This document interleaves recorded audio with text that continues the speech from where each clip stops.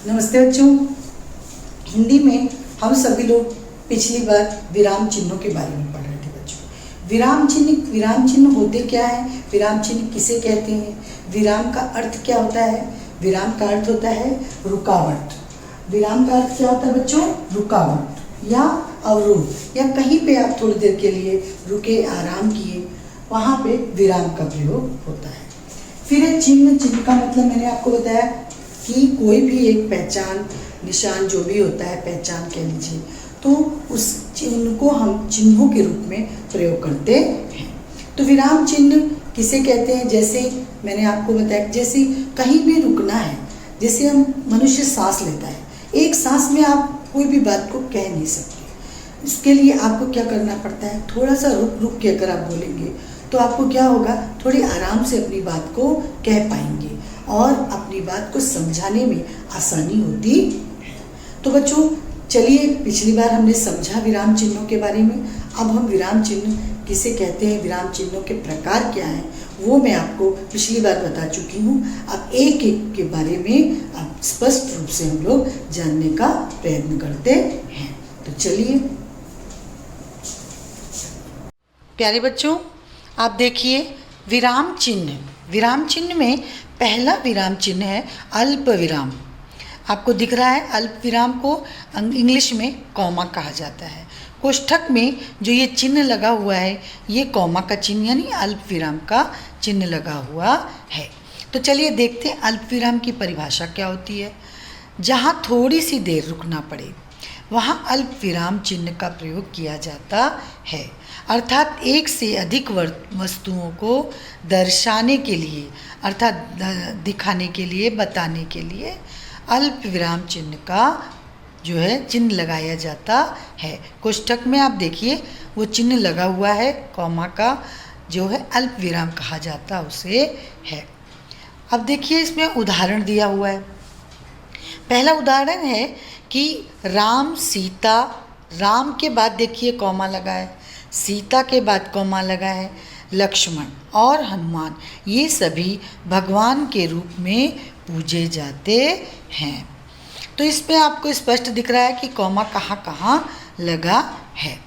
इसके बाद है बच्चों, मैंने भारत में पहाड़, कॉमा लगाया है, फिर देखिए झरने, कॉमा नदी, फिर से अल्प विराम लगा है खेत, फिर अल्प विराम लगा है इमारत आदि चीज़ें देखी थी। उसके बाद तीसरा आप देखिए, तीसरे में लिखा है वाक्य, माताजी ने बाजार से सेब, केले और अमरूद खरीदे। सेब के बाद देखिए वहाँ पे अल्प विराम का चिन्ह लगा हुआ है। तो अब आपको अल्प विराम समझ में आ गया होगा कि अल्प विराम किसे कहते हैं। उसके बाद है बच्चों, आप एक आध और भी ले सकते हैं, जैसे आप उदाहरण के रूप में कि मैंने लाल, फिर कॉमा, अल्प विराम, पीला, फिर अल्प विराम, हरा, अल्प विराम, गुलाबी और नीला रंग जो है नीले रंग के गुब्बारे खरीदे। मैंने लाल, पीला, हरा, गुलाबी और नीले रंग के गुब्बारे खरीदे। तो बच्चों इस तरह से आपको इसके बीच बीच में जब रुकना है तो वहाँ पे अल्प विराम का चिन्ह लगाना पड़ता है। तो बच्चों उसके बाद दूसरा देखते हैं, चलिए अर्धविराम। अर्धविराम जिसे इंग्लिश में सेमीकोलन कहा जाता है। तो इसका आप देखिए कोष्ठक में सेमीकोलन, वो एक बिंदी लगी रहती है ऊपर और एक नीचे, उसके नीचे जस्ट कॉमा लगा रहता है, उसे क्या कहते हैं, अर्धविराम चिन्ह। अर्धविराम चिन्ह बच्चों इसकी परिभाषा देखिए, जहाँ अल्प विराम की अपेक्षा कुछ अधिक देर तक रुकना पड़े, अल्प विराम से जो है थोड़ा ज़्यादा रुकना पड़े, वहाँ पर अर्धविराम का चिन्ह लगाया जाता है। वहाँ पर अर्धविराम का प्रयोग करते हैं। ये इस चिन्ह का प्रयोग उसी समय करते हैं जहाँ अल्प विराम से थोड़ा सा ज़्यादा रुकना पड़ता है।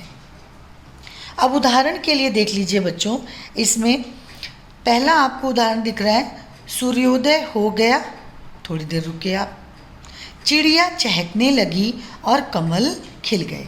आप देखिए इसमें दो बातें कही हैं। सूर्योदय हो गया, उसके बाद थोड़ा रुकना पड़ा, अल्प विराम से ज़्यादा, तो चिड़िया चहकने लगी अगला वाक्य है, तो उसमें यहाँ पर अर्धविराम का चिन्ह लगाया गया है। उसके बाद दूसरा देखिए, मनुष्य मरणशील है, वह नहीं समझ रहा है। आपको रुकना पड़ा, यहाँ थोड़ा सांस लेनी पड़ी। मनुष्य मरणशील है, वह नहीं समझ रहा है। तो बच्चों इस तरह से आप अर्धविराम चिन्ह का प्रयोग जो अल्प विराम से थोड़ा ज़्यादा लगा सकते हैं। तो वहाँ पर देखिए बच्चों, आप वाक्य बना सकते हैं, जैसे कि कई वाक्य हैं, जैसे जाना तो मुझे भी था, फिर अल्प विराम, थकान की वजह से जा न सकी। तो यहाँ पे आपको ऐसे अनेकों वाक्य हैं मिलेंगे जहाँ पर आपको अर्धविराम चिन्ह का प्रयोग करना पड़ता है। जैसे मैंने उसे डांटा ही नहीं, फिर देखिए यहाँ पर फिर थोड़ा रुकना पड़ा, अर्धविराम लगेगा, प्यार से समझाया भी उसे। इस तरह से आप देख सकते हैं कि अर्धविराम का प्रयोग हमें बहुत सोच समझ के और कई जगह किस तरह से करना पड़ता। इसके बाद है बच्चों तीसरा है पूर्ण विराम। पूर्ण विराम देखिए आपके कोष्ठक में लिखा हुआ है, पूर्ण विराम का चिन्ह बना हुआ है, एक पाई खींची गई है सीधी, और उसे पूर्ण विराम कहते हैं। इसकी परिभाषा बच्चों कुछ इस तरह से है, जब वाक्य खत्म हो जाता है तब वाक्य के अंत में पूर्ण विराम लगाया जाता है। जब हमारी बात पूरी तरह से ख़त्म हो जाती है, एक वाक्य हमारा ख़त्म हो जाता है, उसके बाद हमें इस पूर्ण विराम यानी कि पूरा हमें विराम देना पड़ता है, यानी रुकना पड़ता है, आराम से रुकना पड़ता है। तो वाक्य जब पूरा हो जाए तब हमें इस चिन्ह का प्रयोग करना पड़ता है। इसके बाद है बच्चों, इसका उपयोग ज़्यादातर हमें सामान्य वाक्य के अंत में करना पड़ता है। जब वाक्य एकदम सामान्य सरल वाक्य रहे उस समय इसका प्रयोग किया जाता है। जैसे उदाहरण के लिए बच्चों आप देखिए नीचे, पहला उदाहरण है राम खाना खाता है। एक वाक्य आपका पूरा हो जाता है, आपका वाक्य पूरा हो गया आराम से कि राम खाना खाता है। दूसरा देखिए, सुधा गाना गाती है, एक वाक्य आपका हो गया। इसी तरह से आप बहुत सारे वाक्य बना सकते हैं जिसमें पूर्ण विराम का चिन्ह आप देखते हैं अंत में एक खड़ी पाई है, खड़ी रेखा है, वो लगाई जाती है। आप लिख सकते हैं आज हम घूमने जा रहे हैं, आज हम खेलने जा रहे हैं। तो इस तरह से वाक्य है, मेरा नाम सरला है, समीरा है। आप अनेकों प्रकार के नाम जो भी हैं आप करके उपयोग, और जब आपकी बात समाप्त हो जाती है तो उसके बाद पूर्ण विराम का चिन्ह लगाया जा सकता है। उसके बाद चौथा है बच्चों विस्मयादिबोधक चिन्ह। ये चिन्ह आपको देख रहे हैं, एक इंटरजेक्शन जिसको बोला जाता है, अंग्रेजी में आप इसको इंटरजेक्शन बोलते हैं। एक पाई है देखिए कोष्ठक में, उसके नीचे एक छोटी सी बिंदी लगी हुई है, तो इसे क्या कहते हैं? विस्मयादिबोधक चिन्ह। विस्मयादिबोधक चिन्ह का प्रयोग हम कब करते हैं? जब वाक्य में मतलब हर्ष यानी हमें प्रसन्नता, खुशी, कुछ ऐसा दिखाना पड़े, विस्मय, उसके बाद भी बहुत सारे भाव हैं जैसे आश्चर्य, करुणा, भय इत्यादि, जैसे बहुत सारे भाव हमारे आते हैं। उनको प्रकट करने के लिए या संबोधित करने के लिए किसी को, उस समय हम विस्मयादि सूचक शब्दों का प्रयोग, चिन्ह का प्रयोग करते हैं। जैसे कई बार हम खुश हो जाते हैं बच्चों, दुख हमें हो जाता है किसी बात पे, तो उस समय भी इसका उपयोग किया जा सकता है। उदाहरण के लिए बच्चों इनमें ज़्यादातर उपयोग किया जाता है हाय के बाद, देखिए कुछ शब्द हैं हाय, हाय के बाद चिन्ह लगा हुआ है, देखिए विस्मयादिबोधक, एक पाई है, नीचे बिंदी है, देखिए फिर कॉमा यानी अल्प विराम लगा है। आहा के बाद देखिए फिर चिन्ह लगा है, छी के बाद चिन्ह लगा है, अरे के बाद चिन्ह लगा है, शाबाश के बाद चिन्ह लगा है। तो इनका आप वाक्यों में भी प्रयोग करेंगे तो वो पूरी तरह से दिखते हैं। जैसे वाक्य आप लिख सकते हैं, जैसे पहला वाक्य है हाय वह मर गया, हाय वह मर गया, मतलब आपने इसमें विस्मित होकर के कहा है, आश्चर्य होकर के कहा है। तो उसके बाद हाय के बाद देखिए चिन्ह लगा हुआ है वाक्य में। फिर दूसरा वाक्य है आहा कितना सुहाना मौसम है, कितना सुहावना मौसम है। मतलब आहा के बाद में भी आपने चिन्ह लगाया जल है, यानी आप इस समय भी आश्चर्य व्यक्त कर रहे हैं, विस्मय व्यक्त कर रहे हैं। फिर इसके बाद आप देखते हैं सुंदर वृक्षों को, तब आपके मुंह से अचानक निकल जाता है कि वाह कितना सुंदर वृक्ष है।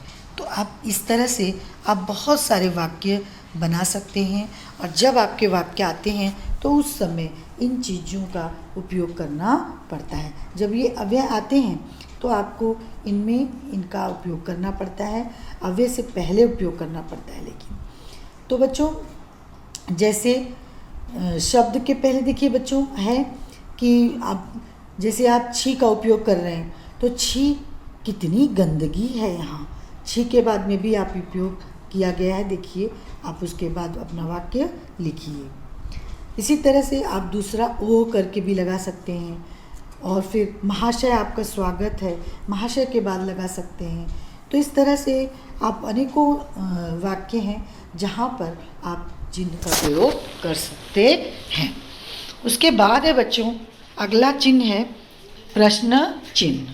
प्रश्न चिन्ह के अंतर्गत है कि परिभाषा है प्रश्न चिन्ह की, कि प्रश्न चिन्ह का प्रयोग प्रश्नवाचक वाक्यों के अंत में किया जाता है। कब किया जाता है? प्रश्नवाचक वाक्यों के अंत में। जब कोई प्रश्न पूछा जाता है तब इसका उपयोग किया जाता है। जैसे आप देखिए वह क्या लिख रहा है, आप इसमें देखिए तो लिखा हुआ है वह क्या लिख रहा है। इसके बाद प्रश्न, यानी प्रश्न पूछा गया है। तुम्हारा भाई कौन है, इसके बाद भी देखिए प्रश्न चिन्ह का प्रयोग किया गया है। आप कोष्ठक में देखिए प्रश्न चिन्ह ऊपर क्वेश्चन मार्क जिसको आप कहते हैं, हमेशा इनसे आपका जो है सामना होता रहता है। उसके बाद है बच्चों आपका छठवां देखिए कोष्ठक चिन्ह, जिसे आप इंग्लिश में ब्रैकेट कहते हैं। ब्रैकेट आप गणित में अनेकों प्रकार के ब्रैकेट आप पढ़ते हैं, लेकिन ज़्यादातर जो छोटा कोष्ठक होता है उसका ही उपयोग जो है हिंदी भाषा में उपयोग ज़्यादातर होता है। तो देखिए बच्चों कोष्ठक चिन्ह का प्रयोग करते समय हमें थोड़ा ध्यान देना पड़ता है कि कोष्ठक चिन्ह हम कब उपयोग में लाएं, किन परिस्थितियों में लाएं, कब जो है इसको जो है इसका प्रयोग अर्थ को और अधिक स्पष्ट करने के लिए, यानी समझने के लिए इसका शब्द अथवा वाक्यांश को कोष्ठक के अंदर लिखकर किया जाता है। जैसे उदाहरण के रूप में देखिए पहला है विश्वामित्र। अब इनका रूप देखिए हमेशा क्रोध वाला रहता है। क्रोध में कांपते हुए, ठहर जाओ। आप क्रोध में कांपते हुए, यानी आप विश्वामित्र जी कैसे आ रहे हैं? क्रोध में कांपते हुए। आपने ये जो कोष्ठक के अंदर बंद कर दिया तो आपको इनके भाव का पता लगा, स्पष्ट हो गया कि विश्वामित्र जी गुस्से में ही कांप रहे हैं और उस समय ये शब्द बोल रहे हैं, ठहर जाओ। दूसरा है धर्मराज। युधिष्ठिर का दूसरा नाम धर्मराज भी है, यानी धर्म के वो काफ़ी धर्म पालक थे वो। तो उनका जो है उनके बारे में बताया गया है। धर्मराज उनका एक नाम है युधिष्ठिर का। तो उन्हें सत्य और धर्म के संरक्षक थे। तो आपको समझ में आ जाएगा धर्मराज किसके लिए कहा गया है? युधिष्ठिर के लिए कहा गया है। उसी तरह से आप जब संवाद लिखते हैं बच्चों तो उस समय भी पात्र का जो पात्र होता है, जैसे माँ है, पिता है, बालक है, उसका जो भाव है, उसका हाव भाव कैसा है, उसको भी प्रकट करने के लिए उस समय आप उसको कोष्ठक में लिख सकते हैं। जैसे बालक, मान लीजिए कहीं संवाद में आपको जो है पात्र को दिखाना है, बालक पात्र है, उसका भाव क्या है उस समय, तो वो उसका हंसते हुए, ये आप कोष्ठक में लगा सकते हैं। तो उसके बाद लिख सकते हैं तुम मेरा क्या बिगाड़ लोगे, यानी वो हंसते हुए, अर्थात हमें समझ में आ जाता है कि बालक हंसते हुए ही ये बात बोल रहा है कि तुम मेरा क्या बिगाड़ लोगे। इसी तरह से बच्चों कई बार हम कोष्ठक का उपयोग इस तरह से भी करते हैं, जैसे कि क्रम संख्या, यानी कि हम कई बार संख्याओं को भी कोष्ठक में लिखते हैं। जैसे आपका प्रश्न, आपको कई बार प्रश्न पत्र में भी प्रश्न 1 दिया जाता है, उसमें आपको अ ब क ख ग घ ये भी दिया जाता है, तो उस समय उसको भी कोष्ठक के अंदर बंद करना होता है, कोष्ठक दिखाना पड़ता है, उसमें भी कई बार उसमें भी प्रयोग होता है। इस तरह से जो है आपको कोष्ठक चिन्हों का उपयोग करना चाहिए। उसके बाद है बच्चों योजक चिन्ह। योजक चिन्ह की परिभाषा है, योजक चिन्ह का प्रयोग समस्त पदों के मध्य में किया जाता है। योजक चिन्ह जो आपके समास आपने पढ़े थे, तो आप सामासिक जो शब्द हैं उसमें भी इनका प्रयोग किया जाता है योजक चिन्हों का। जैसे द्वंद्व समास और तत्पुरुष समास में आपने देखा होगा कि उस समय भी इन चिन्हों का प्रयोग किया जाता है, छोटा सा चिन्ह लगता है। जैसे सुख दुख, लाभ हानि, दिन रात, यश अपयश, तन मन धन। देखिए यहाँ पर आपको योजक चिन्ह दिखाई दे रहा होगा, एक छोटा सा जो है डैश रहता है, एकदम छोटा सा, वही दिखता है, तो उसका उपयोग किया जाता है। कई बार बच्चों आप लोग कई युग में, शब्द युग में जैसे रहते हैं, वहाँ पर भी इसका प्रयोग करते हैं। जैसे चलते चलते, बार बार, उठते बैठते, हंसते गाते, तो इन जगहों पर भी जो है वो आप उपयोग करते हैं। जैसे देश के दीवानों ने तन मन धन से देश की रक्षा के लिए प्रयत्न किया, तो यहाँ पर भी जो है आपको योजक चिन्हों का प्रयोग किया गया है। उसके बाद है बच्चों आपका 8वां चिन्ह आता है, तो 8वां चिन्ह हम लोग बाद में पढ़ेंगे बच्चों, अगले जो कक्षा हमारी होगी उस समय पढ़ेंगे। आज के लिए इतना ही, धन्यवाद बच्चों।